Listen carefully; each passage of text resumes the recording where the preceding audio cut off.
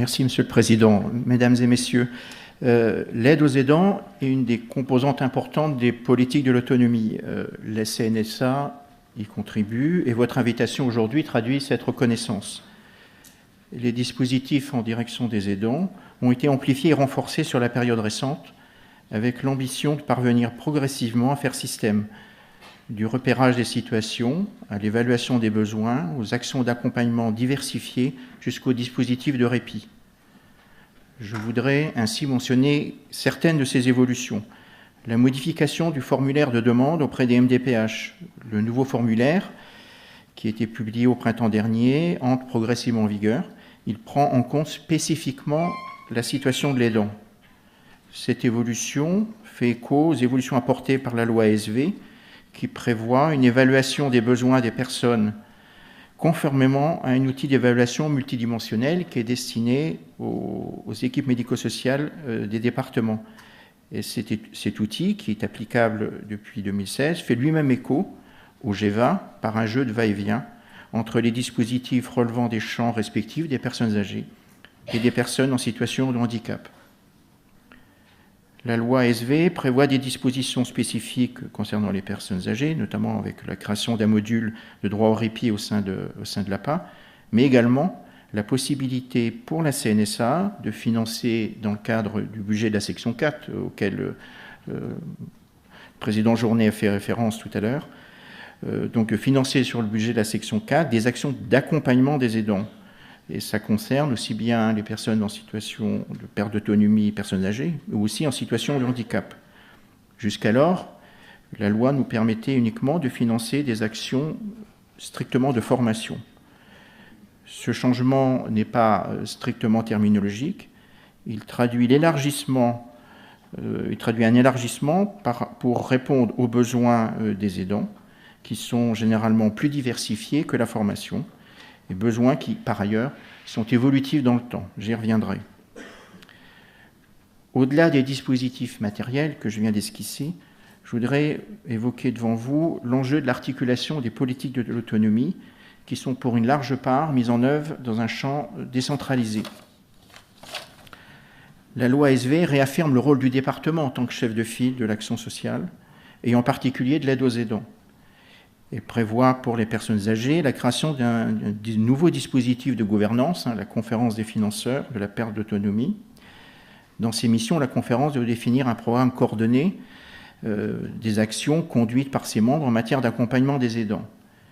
S'il n'y a pas d'instance équivalente dans le champ du handicap, la CNSA est particulièrement soucieuse que les départements définissent une stratégie globale en direction des aidants, quelle que soit la situation de la personne aidée, personnes âgées ou en situation de handicap.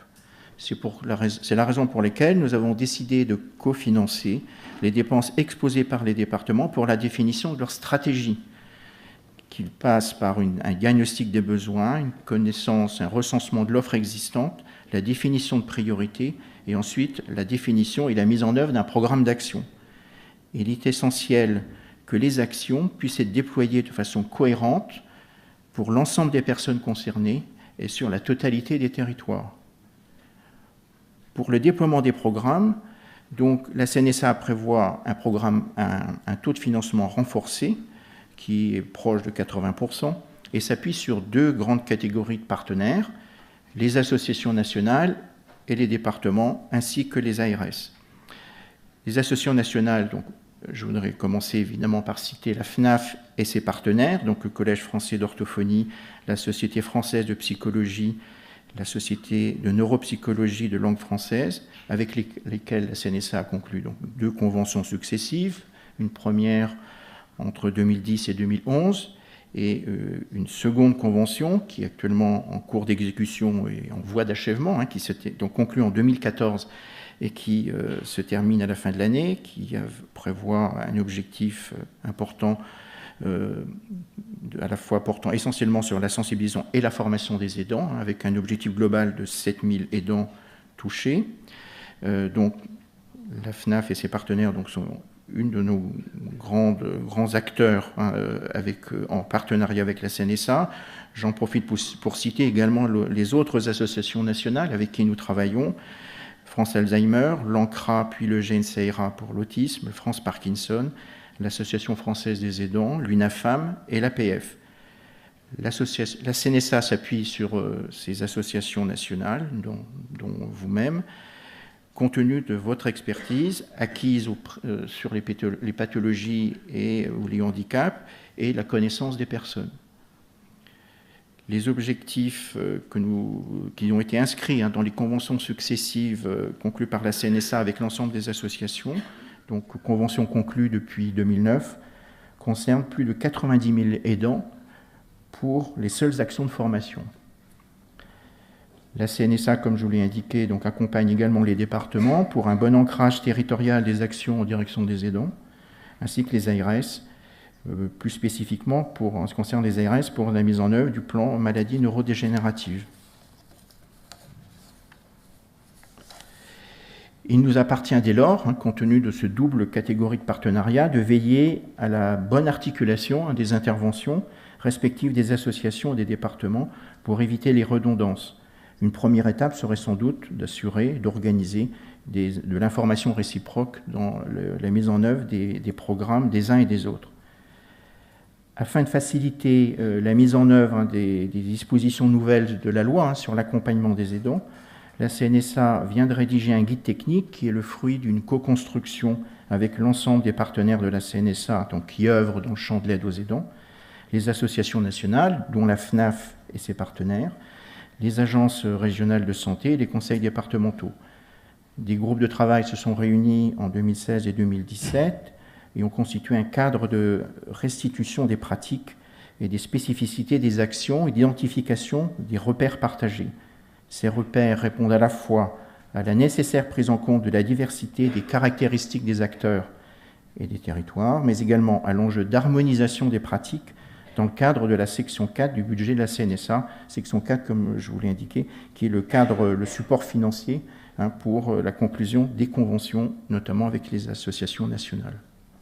Ce guide est en cours de relecture. L'ensemble des partenaires en ont eu un projet très abouti. Il va être publié très prochainement.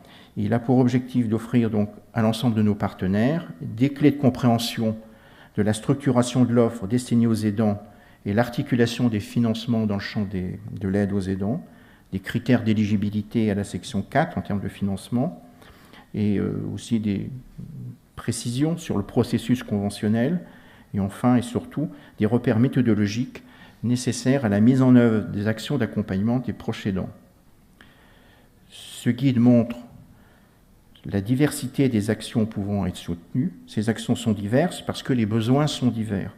Nous encourageons désormais nos partenaires à proposer cette diversité d'actions, information, sensibilisation, formation, soutien psychosocial. L'accompagnement peut ne pas être uniquement sous forme présentielle, mais également distancielle. Si cette modalité ne peut être évidemment une réponse exclusive, ça va de soi, elle est à prendre en compte et permet de toucher un plus grand nombre de personnes. Vous voyez, l'aide aux aidants est un domaine qui mobilise beaucoup la CNSA avec l'ensemble de ses partenaires, que nous avons l'ambition d'accompagner au mieux dans la conception ainsi que la mise en œuvre des programmes qu'ils portent. Je vous remercie.